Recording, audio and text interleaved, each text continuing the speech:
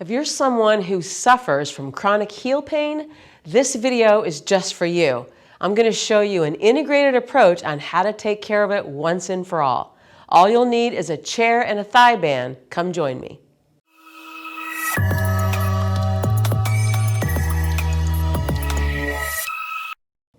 Hi, my name is Lauren Eirk, and I want to welcome you to Fitness Integrated Science TV.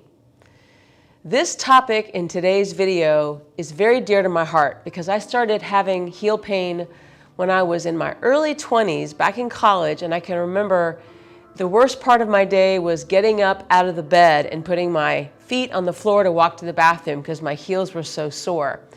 If this sounds like you'll probably hit the roof whenever your heel touches the ground. And you've probably been told to roll your foot around with some sort of an ice bottle or something, or maybe hang your heels off the back of the step, or massage your foot with a tennis ball. We're going to throw all that out the window.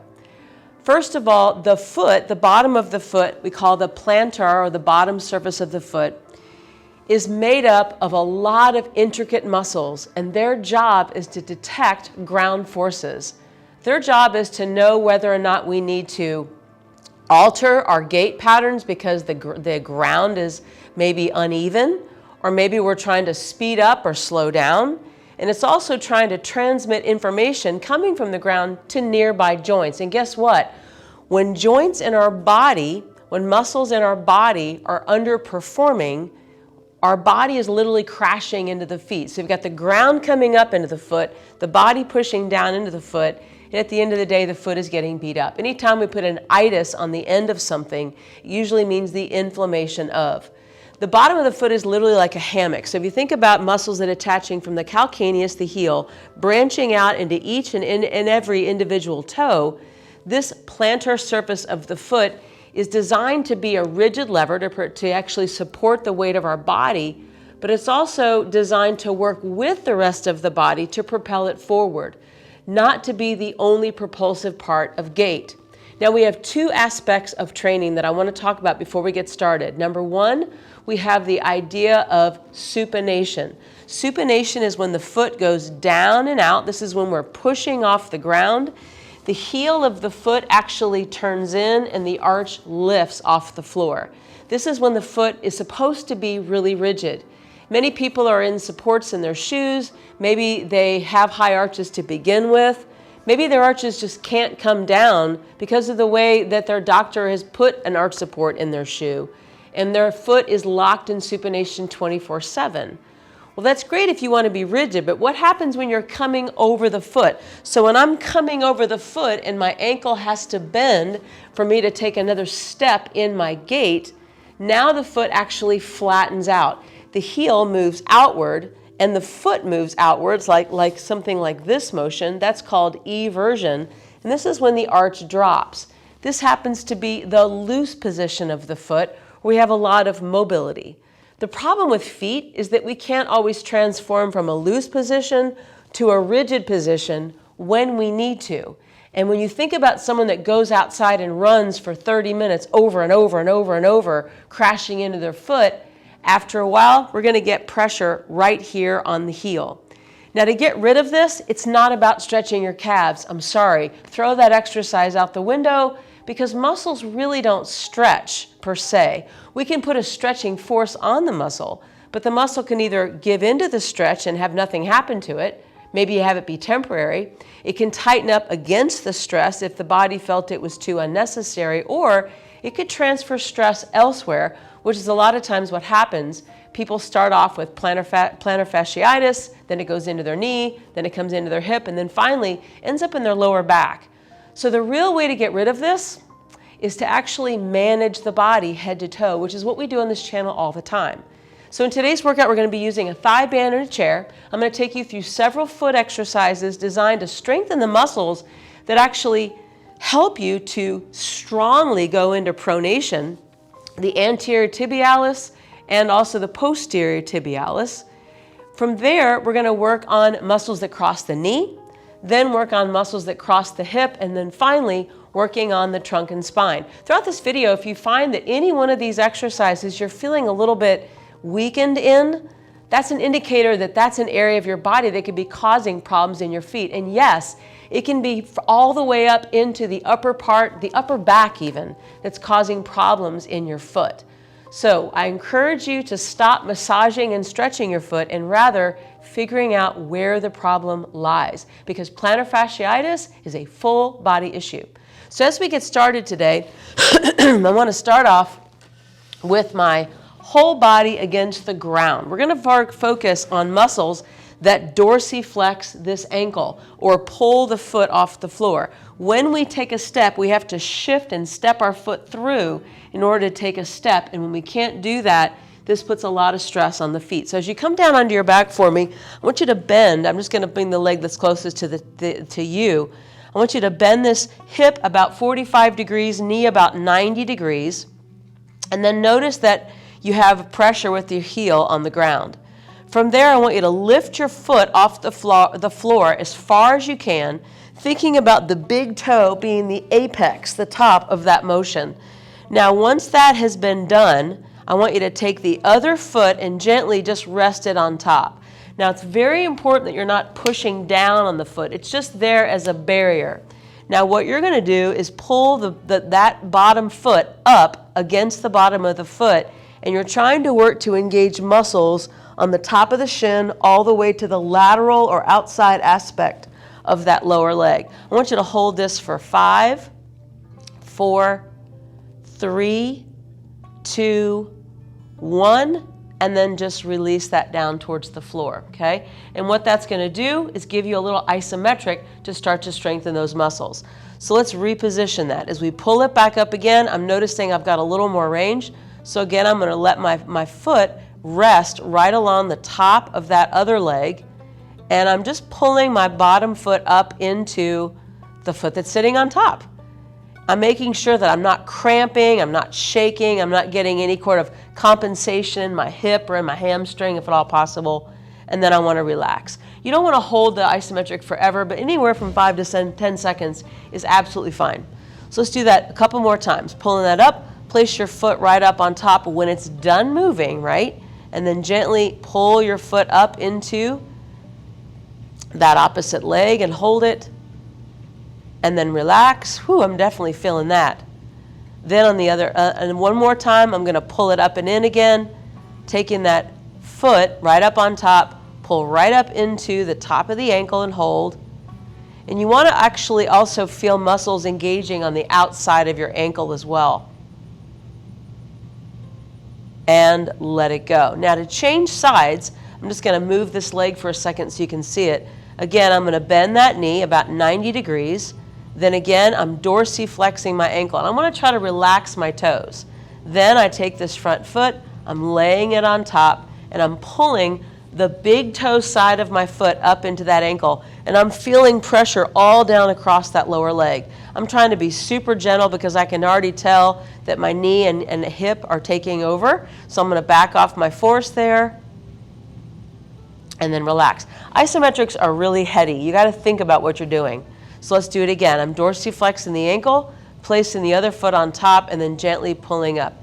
Gentle, gentle, gentle. And especially if you're someone who's dealing with an inflammatory situation right now, your heel may feel terrible. So the last thing you want to do is just power through and force it to go in the other direction.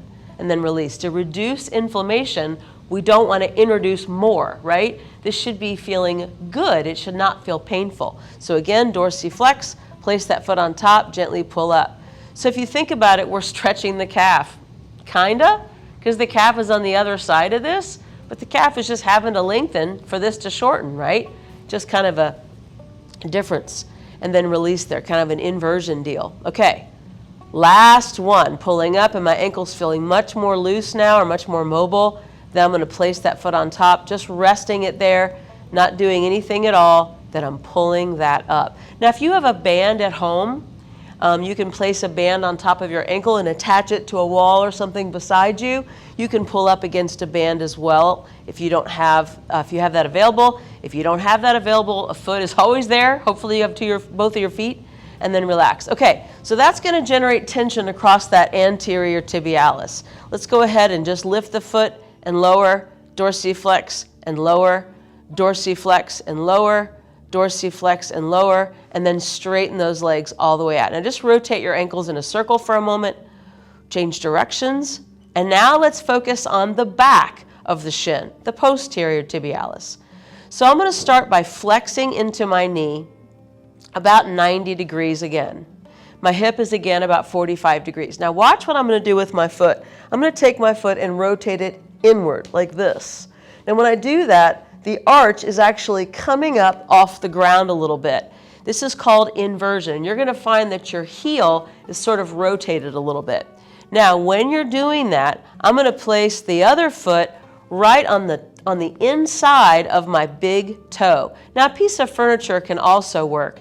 But what I want to do now is I'm going to take that foot, just like I've got my battleship and it's hit a barrier, right? I'm going to push my foot into the other leg until I'm feeling pressure. Now the most important thing, and I'm going to readdress this a little bit, I could even have a better sensation if I move this foot out a little bit, because now I know that if I move it any further, notice how my foot kind of comes off the floor. I want to bend it just enough to where that toe box can sit on the ground. Pulling my foot into my toe on the other side, and then relax and come out. Whew, that was tough.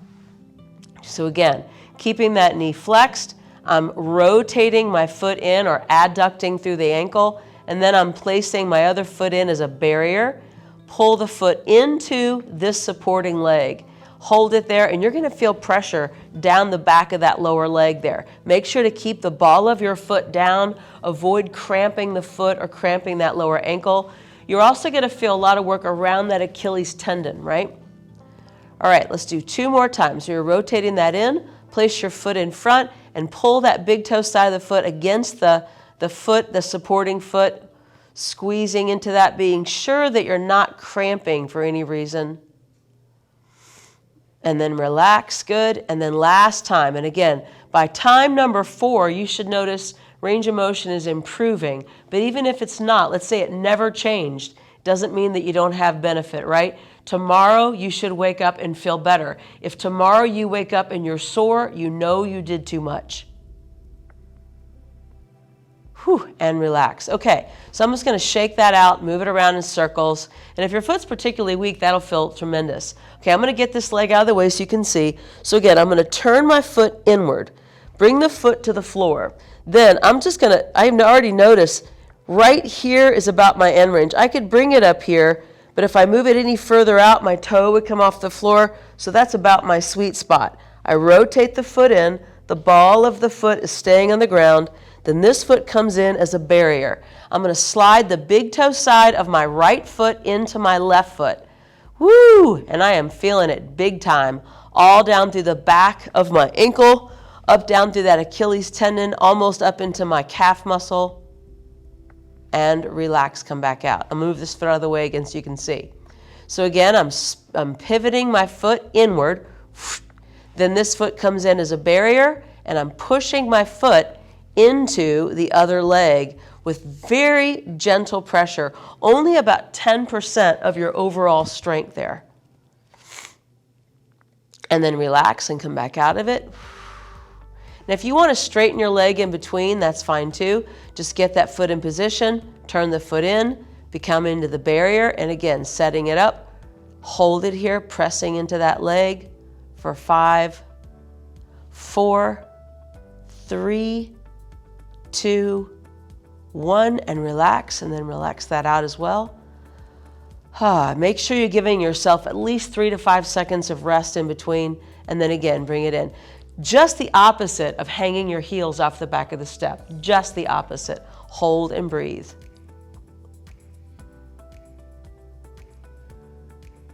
Great, and then finally release it and come back out. All right, so now let's pick up both of our legs and bring that into tabletop. Now as you bring it into tabletop and you draw your legs in, again, just relax your legs, relax your feet. Try spreading your toes and curling your toes. Do that anytime that you can. And I want you to place your hands on your shins.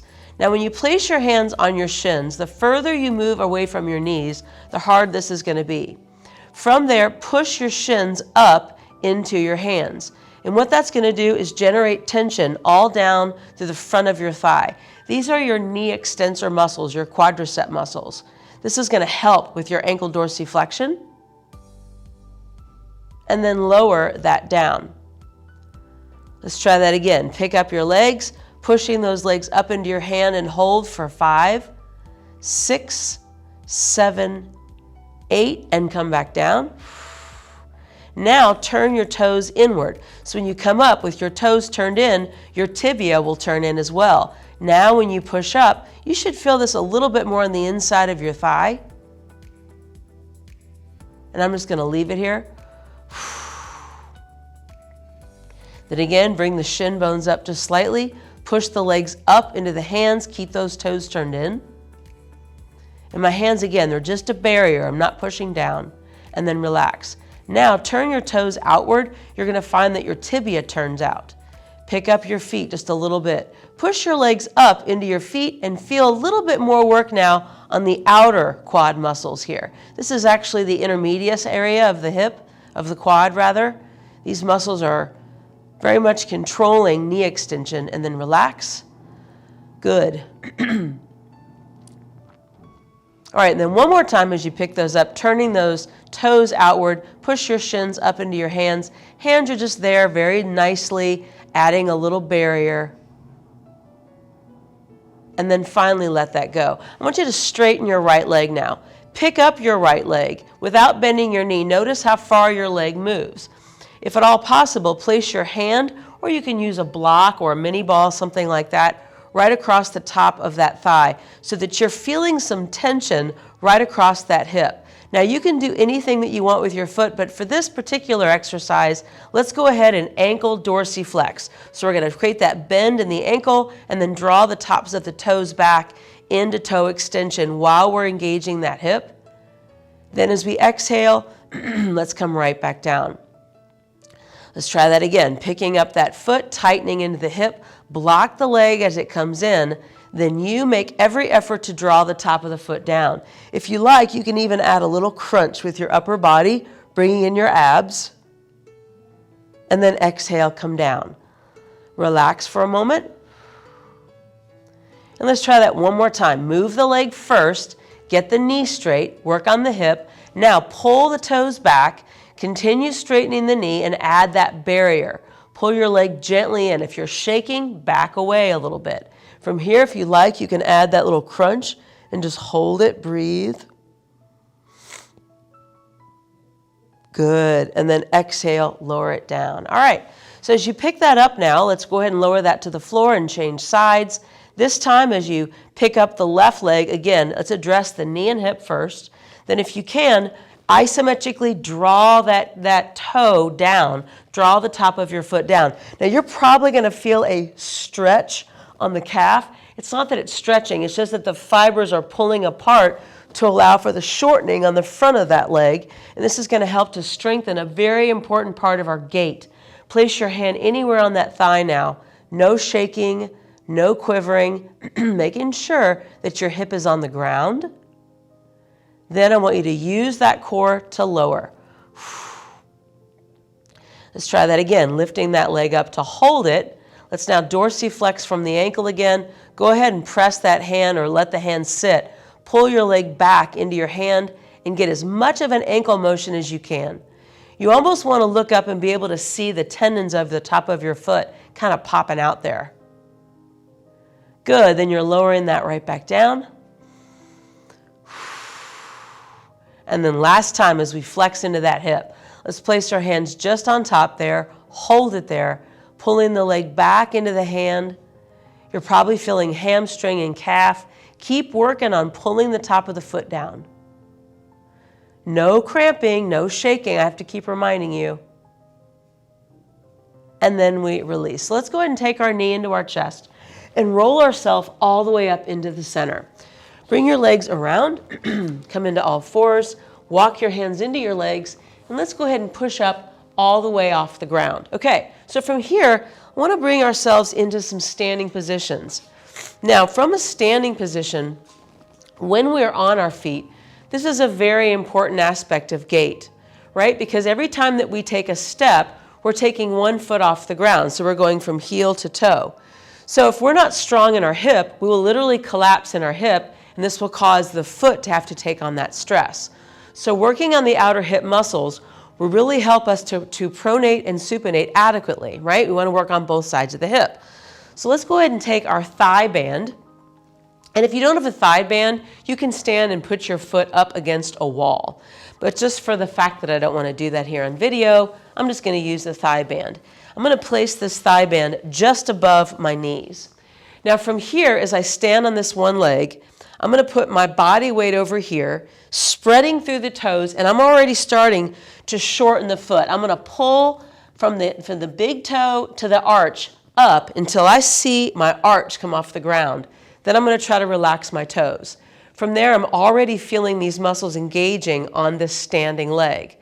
Then I'm internally rotating from this outer hip. When I internally rotate, I'm going to bias muscles in the outside of this hip. So I'm going to push out into the band and then release it back in. Pushing out into the band and releasing it in. And I'm continuously making sure that the foot I'm standing on is maintaining an arch. I'm maintaining a hip abducted position. I'm keeping my pelvic floor strong. I'm keeping my abs strong. So let's go 2 more times and 1 more. And then let's just hold it here for 5, 6, 7, 8, and release it. So now as I change sides, I'm just going to bring my chair over here. Obviously, if you're on a wall, you're just going to flip over and face the other direction. Same thing, I'm going to put my weight in my standing leg, come into my shortened foot.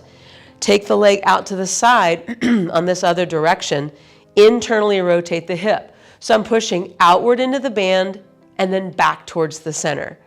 Down and out into the band and in the center. If you're doing this right, you're feeling actually both hips. You're feeling the standing hip as much as you're feeling the hip that's working or that's moving.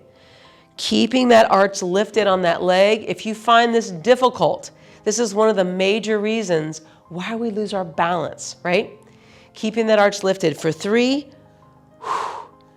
2, beautiful, 1, and we hold it there, then release it. Now let's switch back and let's perform external rotation. So now, as I take my standing foot again, I'm shortening through the foot. See, I have a very collapsed arch, so if you can tell, when I shorten that foot, it's pretty dramatic on this side. So I wanted you guys to see that. So as we take this leg out to the side now, keep the hips parallel, I'm externally rotating. Such a great exercise for this hip glute medius. Push out to the side and hold it, and then bring it back in. Again, press out and hold, and then bring it back in. Nice. Squeezing from the outer right hip here, outer left hip, both sides working at the same time. Woo, let's go 3 more, back in, 2 more, back in, 1 more, hold it, and change sides. And you can do more if you like, but I'm assuming you're getting tired like I am. So let's go ahead and shorten into that foot, relax into the toes, externally rotate, maintain tension on that band. Push out into the band and back in. Out into the band, back in. Make sure that you're not collapsing the hip of the standing leg. You want to maintain that distance between you and the chair at all times. 4 more. And 3, maintaining that arch and that standing leg. 2, feeling that burn, hold it on 1, and release it. Good, so let's just take this off for a moment. And now let's work on what I call the hip hike. Taking the chair back on the other side. What I want to do is I want to go ahead and sink into that chair. Let that hip sink out to the side, which feels kind of good in a minute. But now I want you to drive it in and up as high as you can, like you're going to kick this chair, right? Bringing it down. Then I'm going to drive it in and up and squeeze that outer hip. Down. In and up and squeeze. Now when you're doing this, here's what I want you to do. Roll to the outside of your foot, then roll towards the inside of your foot. Roll outward, roll inward a little bit. Good, for 3, 2, 1, and hold it here for 5. Now once you're here in this fully abducted position, let's find that arch, Pulse it in for 8, 7, 6, 5, tighten, 4, 3, 2, 1, and release it. Now, I want you to notice something. As you bring both feet to the floor, let's now rotate our body across in one direction and across in the other direction. Notice how that foot actually moves as I rotate. And I want you to feel that the arch drops when I'm going away from the foot and the arch lifts as I'm going towards the foot. So the trunk and spine is a very important part of foot mechanics. And then come back to the center. So let's switch sides now. Let's try our hip hike again. So as I'm standing here on the outer leg, I'm going to pick up my inner leg. Then I'm dropping that hip. So you can see that the line of my pelvis is angled. Now using this outer leg, and right now my arch is kind of collapsed. Using this outer leg, I'm going to roll into the foot a little bit, and I'm squeezing the outer hip. Do you see how my hip angle is now the other direction? So I'm sinking down and coming back up. Now people do this actually as they move. They do this in their normal gait cycle, but it's very tiny, where that hip is kind of sinking and collapsing and not able to recover, right? If the glute medius muscles are weak, or even the adductor muscles are weak, it's not just the outer hip muscles, it's going to crash into that foot. Let's go one more. Good. Now let's just hold this as much as possible. Now from here, try to maintain that arch now. I want you to kick in and out. Kick in, back out. Squeeze that hip for 3, 2, 1. Hold it, and let's try that standing rotation exercise again. Let's see if it's any better. So again, as I rotate to one side and rotate to one side, do you feel like your feet are moving equally, or does one foot feel stiffer? You may notice that the stiffer foot is actually changing how well you can rotate from one side to the other. So now as we come back into our sitting position, coming back into our chair, I want to try moving into a seated rotation with a little isometric. So what I'm going to do is I sit back in my chair. I'm going to cross my arms and turn towards the chair. And I can see right now I have about that much space between me and the chair. So I'm just going to shift myself around so that when I do actually shift, my arm hits the chair at the end range of my rotation. Does that make sense? So as I'm holding this here, I'm getting all this great feedback in through the back of my shoulder, all down through my probably oblique muscles, spinal erector muscles, and then come back in the middle and rest. Let's try that again. So I'm going to rotate all the way across, hitting into that chair. Then as I push into the arm, I'm trying to sit up as tall as possible and feel that rotation. Good. Back in the middle. And again, turn, hitting the chair to rotate. Back in the middle. Last time. Turn and rotate, hold. Sitting up nice and tall, very small pressure here. And release it. So as we change sides now, I'm just going to take my hands again and rotate, and I've got an even bigger gap here. And I usually do. I have a harder time always rotating on the left. So I'm going to turn. Can you see I'm turning my body a little more going this way? So now when I turn and rotate, my arm actually hits the chair. Now this can be done with a chair against a wall, for instance. If you're sitting in a chair, putting it against a wall, you're going to angle the actual chair so that when your arm hits the wall, you'll be at the end range of your turn. And then come back to the middle. Let's do that again. Turning and rotating, breathing. And back to the middle. Last two. Turn and rotate. Back in the middle, and one more time. Turn and rotate.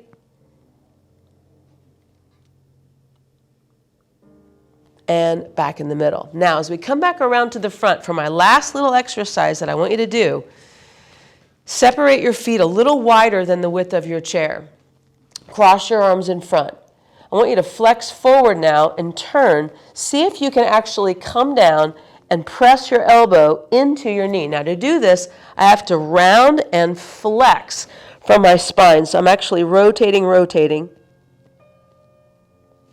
and come back up. Now if that's too much, rotate around, crunch, and then instead of using your elbow, use your hand. Try to stimulate muscles on the front part of that abdominal wall, and then come back up, rotate, crunch down, and again, I'm pushing my elbow into the leg, and back in, and turn, flex forward, tighten, pushing down and across on the oblique angle. Back up, last two, rotate, come down, push as if I'm trying to rotate further. Back in the center, rotate, flex forward, push into that leg as if I'm trying to continue my rotation, and back to the center. Now, when you bring your feet in front of you, lift your toes and spread them apart. Try to put them down on the ground. Then lift your heels up, pushing into the balls of your feet. Come back down. Again, lift your toes, spread them apart. Find the arches of your feet. Notice if you have any difference from one foot to the other. Then lift your heels up off the ground. One more time, lifting your toes up. Lift the whole top of your foot up now. Back down, lift your heels. Back down, lift your toes. Back down, lift your heels. Back down, and hopefully now, rotating your shoulders back. When you stand, you're feeling much more alive, not only in the feet, but out throughout the body, working from the foot, the knee, the hip, and the spine. It's a full body approach. If you do these exercises regularly and address your feet, you will have less heel pain. Thank you so much for watching. Leave your comments below, and I'll see you on the next video.